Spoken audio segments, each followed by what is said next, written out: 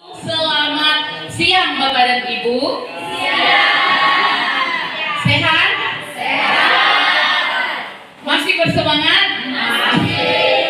Baik, terima kasih. Jadi pada hari ini izinkan saya melaksanakan diseminasi ataupun menyebarkan pemahaman aksi nyata saya tentang budaya positif. Nah, sebelumnya saya ingin mengucapkan terima kasih untuk Bapak dan Ibu sudah meluangkan waktu hadir di pertemuan komunitas belajar kita, yaitu KKG Gugus 2 Sitkanin. Dan terima kasih untuk dukungan kepala sekolah dan rekan-rekan guru yang segugus 2 Sitkanin. Nah, perkenalkan, nama saya Asmiati, calon guru penggerak angkatan 10 dari SDN 10 Sibaju, Kabupaten Bengkayang. Nah, Bapak dan Ibu, sebelumnya saya ingin bertanya, apakah Bapak dan Ibu pernah mendengarkan budaya positif? Pernah mendengarkan. Nah, yang di belakang, bagaimana Bapak dan Ibu? Pernah mendengarkan istilah budaya positif? Ada kata budaya disandingkan dengan positifnya. Berarti budaya bisa diartikan itu kebiasaan atau kebiasaan-kebiasaan kita. Nah, berarti kebiasaannya bagaimana? Kebiasaan yang baik. Apakah di sekolah sudah diterapkan budaya positif? Nah, bisa. Siapa yang bisa memberikan contoh, misalnya budaya positif? Bunia? Oh, ya boleh Bu. Senyum, sapa, salam, sopan, santun. Senyum, sapa, salam, sopan, santun. Nah, Oh ya, 5S. 5S, benar sekali. Itu salah satu pembiasaan yang kita lakukan di sekolah. Saya rasa semua sekolah membiasakan budaya 5S. Ya, Bapak dan Ibu ya. Nah, untuk apa kita lakukan budaya-budaya tersebut atau kebiasaan tersebut? Supaya apa? Menumbuhkan apa kira-kira? Menumbuhkan nilai-nilai kebaikan yang ada pada peserta didik. Nah, nilai-nilai yang baik apa? Nilai salah satunya misalnya bertanggung jawab, kemudian kerjasama, ya seperti itu ya. Itu disebut dengan nilai-nilai yang baik. Nah, pada destinasi saya hari ini ada 8 konsep inti yang berhubungan dengan budaya positif yang akan saya paparkan kepada Bapak dan Ibu.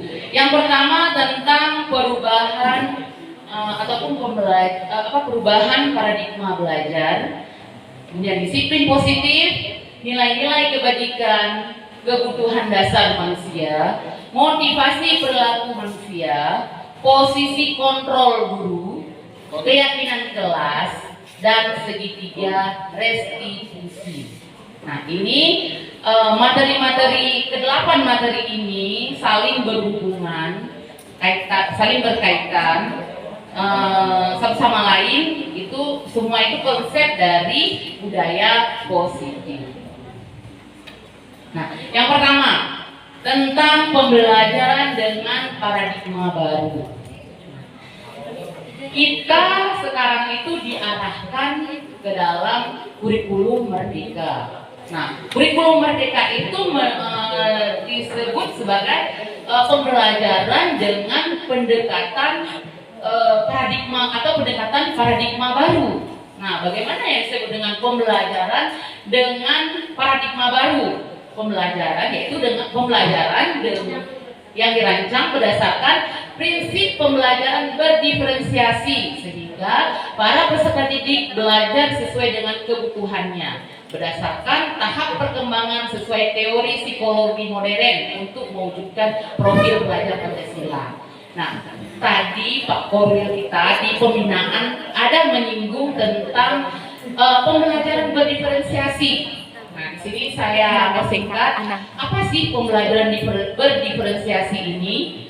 Nah, sebelumnya saya ingin bertanya, kita di sekolah, kita semua ya, termasuk saya, lebih cenderung menerapkan pembelajaran yang berpusat pada guru atau teacher center, atau pembelajaran yang berpusat pada murid atau student center. Mana yang dominan ataupun mana yang sering? Teacher center, jujur. Kalau saya mungkin juga ya teacher center. Karena apa? Kadang-kadang pada saat kita mau membuat anak-anak supaya aktif gitu, kita buat stimulus dia gitu, tidak ada respon. Nah, akhirnya keluarlah pembelajaran teacher center. Bagaimana dengan Bapak dan Ibu? Sama? Kurang lebih ya. Jangan diharapkan dalam pembelajaran berdiferensiasi itu adalah pembelajaran yang berpusat pada siswa atau pada anak. Anak aktif mengolah informasi, berpikir kritis, sesuai dengan apa? Sesuai dengan perwujudan profil pelajar Pancasila. Ada 6 elemen, termasuk di situ ada berpikir kritis, kreatif, inovatif, ya masuk ke situ ya. Nah, di situ kita bagaimana caranya menstimulus peserta didik kita supaya belajar aktif dan berpusat mandiri ya, berpusat pada dirinya sendiri, bukan bergantung pada gurunya. Kemudian pembelajaran berdiferensiasi itu bagaimana penerapannya? Apakah kita menyamaratakan murid di kelas kita?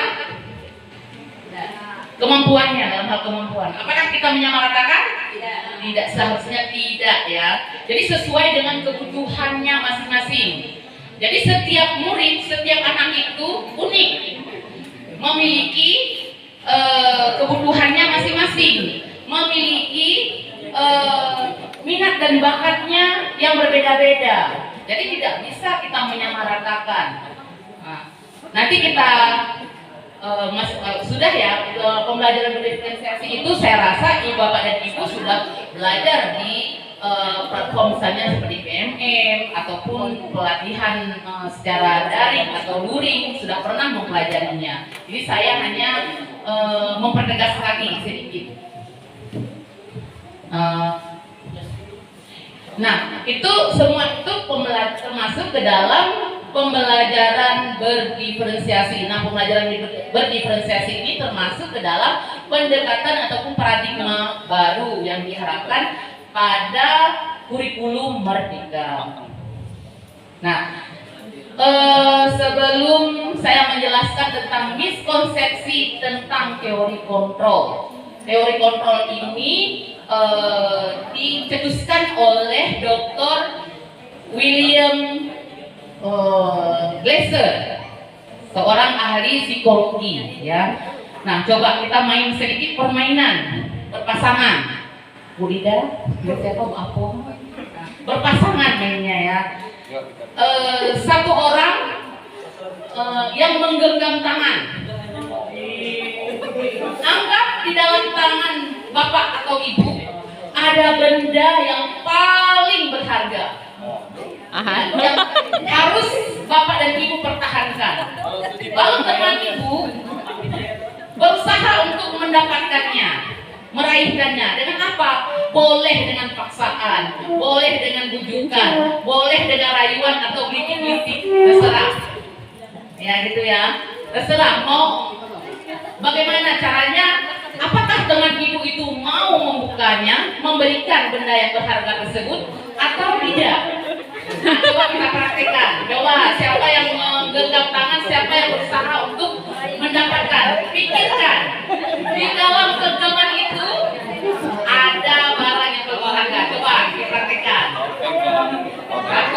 Rida, coba Bu Rida siapa yang menggenggam? Nah, boleh dengan rayuan, litik-litik manja atau gimana lah gitu. Paksaan boleh juga Bapak? Boleh dicoba Pak? Saya nggak mau. Hati-hati Bapak dan Ibu. Ya, gimana? Ada yang mau melepaskan atau memberikan? Ada? Wah, nggak ada.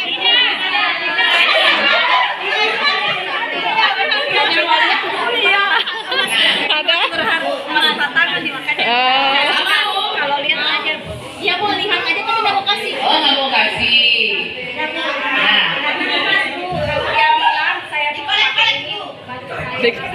Karena saya jangan pikiran saya itu perempuan aja. oh, iya. Kalau lihat saya lihatkan. Ya. Nah, bagus sekali ya. Jadi gimana permainannya? Kaitan dengan konsep kita yang saya jelaskan ini, yang berhubungan dengan teori kontrol, ya Bapak dan Ibu ya. Di sini siapa yang memegang kontrol? Apakah yang menggenggam tangan ataupun yang berusaha melepaskan itu? Siapa yang mengontrol?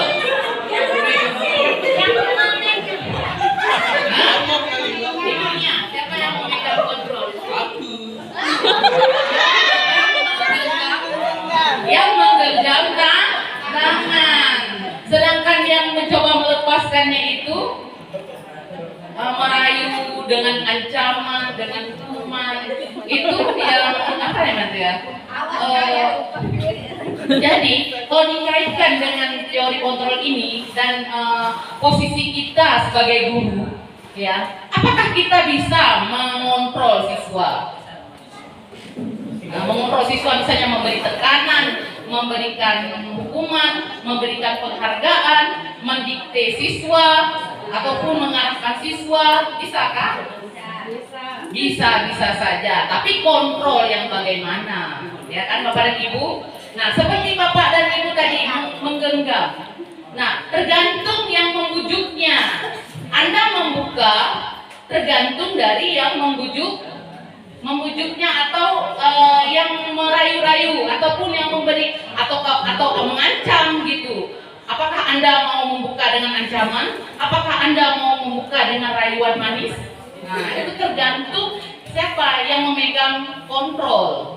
Nah, itu juga ini Pak Mikael. Ini ada teori miskonsepsi, berarti kan kesalahan berarti ya, konsep-konsep yang salah yang kita anggap benar. Ilusi itu kan bukan yang nyata, khayalan, mimpi. Ini tentang kontrol guru terhadap murid. Yang pertama, ilusi guru mengontrol murid. Nah, sering kan kita mengontrol murid misalnya dalam bentuk aturan-aturan, kamu harus melaksanakan ini. Pokoknya kamu harus melaksanakan ini, titik. Oh, saya begini Bu. Tidak, kamu harus ikut aturan. Nah, jadi posisi seperti itu adalah posisi guru sebagai pengontrol bagi murid. Yang kedua, ilusi bahwa semua penguatan positif efektif dan bermanfaat. Jadi guru sering menganggap penguatan-penguatan positif seperti memberikan penghargaan, memberikan pujian-pujian dianggap positif untuk memotivasi siswa. Nah, ayolah nak, belajar supaya kamu pintar. Bujukan-bujukan itu, ya. Ataupun dengan ancaman boleh juga, termasuk ke dalam dianggap sebagai penguatan. Bagi kita guru itu efektif, sebenarnya tidak. Ilusi bahwa kritik dan membuat rasa bersalah mampu menguatkan karakter.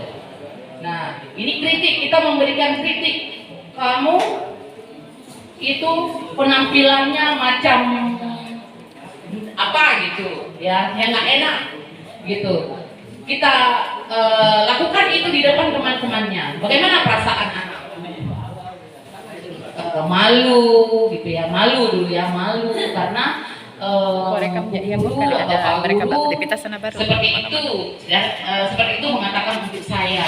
Jadi ada timbul rasa malu dan minder gitu. Kemudian ilusi bahwa orang dewasa berhak memaksa. Nah ini kan kita sebagai orang dewasa ya guru. Nah ada anggapan-anggapan bahwa orang dewasa kalau misalnya memberikan suatu memberikan nasihat atau bagi dia nasihat ataupun teguran itu wajar karena dia orang dewasa memberikan teguran ke anak-anak, wajar. Nah itu miskonsepsi tentang teori kontrol. Lalu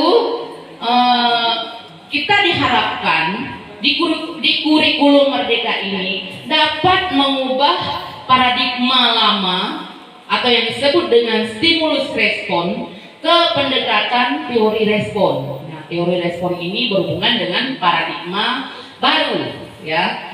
Nah, apa-apa saja ini sini kita lihat perbedaan. Kenapa ya? Suka hilang. Udah longgar deh tuh, Bu.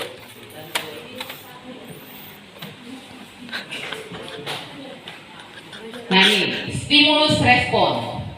Realitas atau kebutuhan kita sama. Jadi di stimulus respon atau paradigma lama itu yang tadi yang saya sampaikan tentang pembelajaran yang berpusat pada guru. Realitas kita sama. Jadi kebutuhan kita itu sama. Kita anggap semua peserta didik itu kebutuhannya sama. Jadi perasaan kita belajar itu kita sama ratakan kemampuannya. Materinya sama, misalnya evaluasinya sama, penilaiannya sama, gitu. Dalam artian sama, kalau misalnya peserta didiknya kurang mampu ya sudah nilainya segitu. Kita samakan dengan siswa yang setingkat, lebih terampil dan pandai. Kalau di teori kontrol, kebutuhan itu berbeda-beda. Jadi kita anggap kebutuhan anak didik berbeda-beda. Semua orang melihat hal yang sama.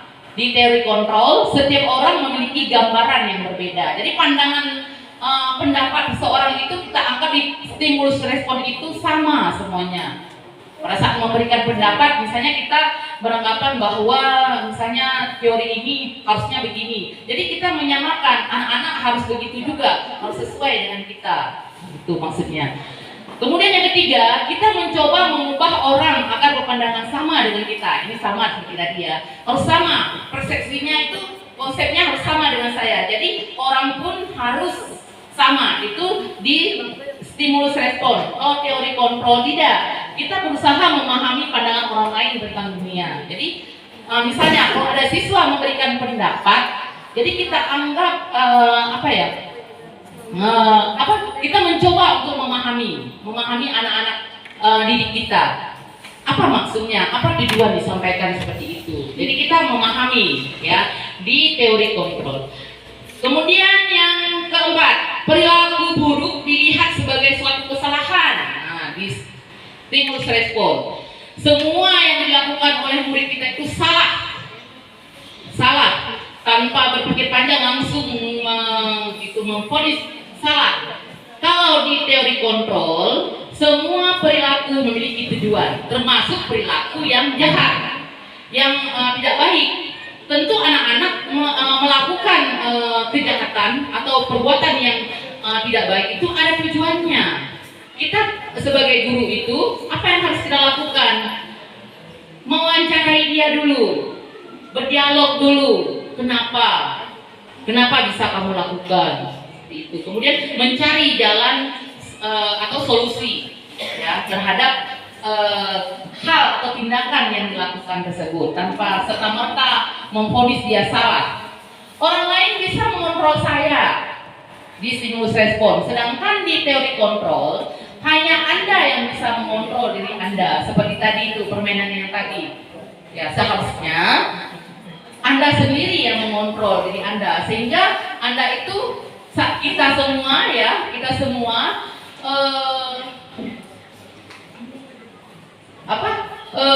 timbul motivasi timbul motivasi dalam diri. Begitu juga anak, misalnya untuk melakukan sesuatu, nggak boleh mengontrolnya di sini, maksudnya itu memberi paksaan, merayu gitu. Kan suatu bentuk kontrol. Kalau misalnya punya kesadaran dalam diri kita sendiri, berarti kita sudah menerapkan nilai-nilai kebajikan. Kita sudah bertanggung jawab terhadap apa yang kita lakukan, kita yakini, ya begitu Bapak dan Ibu ya. Kemudian saya bisa mengontrol orang lain. Kemudian Anda tidak bisa mengontrol orang lain. Ini teori kontrol. Kita tidak bisa mengontrol orang lain ya Bapak dan Ibu ya. Pemaksaan ada pada saat bujukan gagal. Sedangkan teori kontrol, kolaborasi dan konsensus menciptakan pilihan-pilihan baru. Nah, kerjasama dan konsensus itu kesepakatan. Jadi dengan bekerjasama dengan guru, dengan rekan-rekan guru, kepala sekolah, dengan anak didik, kemudian membuat kesepakatan sehingga tercipta pilihan-pilihan baru itu yang nyaman, aman bagi kita, nyaman bagi anak, aman kita laksanakan di sekolah.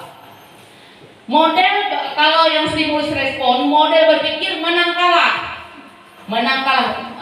kan ada ya di sekolah. Kita menganggap kalau misalnya anak yang gagal dalam belajar itu kalah. Yang ranking, kita buat rankingan, yang rankingnya teratas berarti itu menang, berhasil. Sedangkan dalam konsep atau teori kontrol tidak ada yang menang kalah, yang ada adalah menang-menang. Kalau misalnya ada sesuatu tindakan yang kurang enak dilakukan oleh siswa, apa yang harus kita lakukan? Jangan menjudge dia salah, tapi buat dia merasa berharga. Kita bangun kepercayaan dirinya. Bagaimana caranya? Berdialog tadi, kemudian mencari solusi. Bagaimana dia itu bukan kita yang mencari solusi, dia sendiri yang harus mencari solusi untuk menyelesaikan permasalahan yang ada pada dirinya. Sehingga pada saat dia menyelesaikan masalahnya, timbul suatu kepuasan. Oh, saya itu bisa, rupanya, oh begini, oh ya, tenang, nyaman begitu. Itu termasuk ke dalam model berpikir menang-menang. Kita menang, anak didik juga menang. Tidak ada yang menang kalah, ya. Lanjut ke disiplin positif. Nah, disiplin positif ini asal kata dari disiplina yang artinya belajar. Nah, disiplin itu artinya belajar. Kita masih dalam belajar. Disiplin mengacu pada disiplin diri yang memiliki tanggung jawab terhadap apa yang dilakukannya berdasarkan nilai-nilai yang dia yakini. Ini disiplin ini berhubungan dengan sikap dan perasaan yang patuh, taat akan sesuatu hal. Disiplin bisa untuk apa? Untuk nilai-nilai yang dia yakini. Nah, misalnya saya itu harus datang tepat waktu. Datang tepat waktu itu merupakan nilai-nilai yang dia yakini. Berarti dia apa yang harus dia lakukan? Berusaha untuk bertanggung jawab, datang tepat waktu, karena datang tepat waktu itu sesuatu nilai yang diyakini. Disiplin positif merupakan salah satu cara penerapan disiplin yang bertujuan untuk menumbuhkan kesadaran serta memberdayakan peserta didik tanpa imbalan penghargaan atau reward, ancaman atau hukuman. Nah, dalam menerapkan disiplin positif, apa tujuannya? Untuk menumbuhkan kesadaran dari dalam diri, bukan paksaan. Nah, kesadaran dalam diri itu merupakan dorongan atau motivasi intrinsik, motivasi dalam diri yang timbul dalam diri. Kalau paksaan, bujukan itu merupakan dari orang lain kan, dari luar datangnya. Itu termasuk motivasi atau dorongan dan ekstrinsik. Ya. Sebagai pendidik, tujuan kita adalah menciptakan peserta didik yang memiliki disiplin diri sehingga mereka berperilaku mengacu kepada nilai-nilai kebajikan universal dan memiliki motivasi intrinsik dalam perubahan perilaku ke arah yang lebih baik. Nah, tujuannya itu ya, sebagai pendidik kita mengarahkan anak didik kita itu berperilaku atau melakukan disiplin diri sehingga mereka berperilaku yang mengacu kepada nilai-nilai universal. Nah, nilai-nilai universal dan memiliki motivasi intrinsik tadi. Nah, bagaimana yang apa-apa saja yang termasuk nilai-nilai kebajikan atau nilai-nilai universal? Nah, nilai-nilai universal itu merupakan nilai yang disepakati bersama, lepas dari suku bangsa, agama, bahasa maupun latar belakangnya. Ini contoh, beberapa contoh sebenarnya itu nilai-nilai kebajikan ini banyak sekali tergantung organisasi atau lembaga. Nah, saya ambil contoh 3. Nah, di sini kita sebagai pendidik ya, kemudian saya ambil contoh profil pelajar Pancasila. Nah, elemen-elemen dalam profil pelajar Pancasila itu merupakan nilai-nilai kebajikan. Apa-apa saja? Apa-apa saja, Bapak dan Ibu? Ada berapa elemen? Masih ingat yang pertemuan sebelumnya? Ada 6. Yang pertama, beriman dan bertakwa kepada Tuhan Yang Maha Esa dan berakhlak mulia. Kemudian, berkebinekaan global. Ini berhubungan dengan budaya.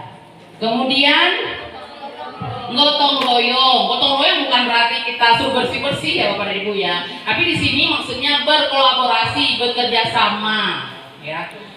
Lalu mandiri ya, kreatif dan benar kritis. Ini merupakan nilai-nilai kebajikan yang harus ditanamkan, ditumbuhkan dalam diri peserta didik. Nah, nilai-nilai kebajikan. Kemudian ada nilai-nilai kebajikan yang ditetapkan oleh IBO. Ini organisasi ya, IBO Primary Years Program atau PIP. Toleransi, ya, rasa hormat, integritas, mandiri, menghargai, antusias, empati, keingintahuan, kreativitas, kerjasama, percaya diri dan komitmen. Kemudian dari lembaga keterampilan hidup atau life skill, dapat dipercaya, lurus hati, pendengar yang aktif, tidak merendahkan orang lain, dan memberikan yang terbaik dari diri. Nah, apakah di sekolah kita bisa menerapkan ataupun membuat nilai-nilai kebajikan? Apa bisa Bapak dan Ibu? Bisa. Nah, bagaimana caranya? Dengan membuat kesepakatan. Dengan siapa? Bukan kita yang buat, tapi kolaborasi, kerjasama antara guru dan peserta didik. Ya, kita mengajak anak-anak didik kita itu membuat suatu keyakinan. Supaya apa? Supaya dengan memunculkan nilai-nilai kebajikan itu yang mereka yakini, ya, yang mereka yakini, dengan itu tumbuh motivasi intrinsik. Kita di sini tujuannya adalah menumbuhkan motivasi intrinsik. Kalau ekstrinsik kan sering kita lakukan Bapak dan Ibu ya, memberikan semangat kepada anak didik, memberikan pujian, penghargaan mungkin. Nah, itu termasuk ke dalam motivasi ekstrinsik.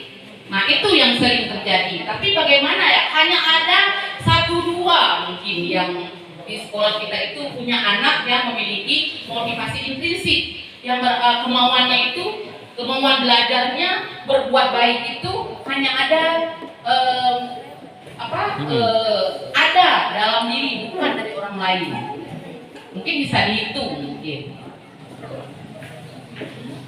Kemudian tentang kebutuhan dasar manusia, kita harus memperhatikan kebutuhan dasar dari anak didik kita.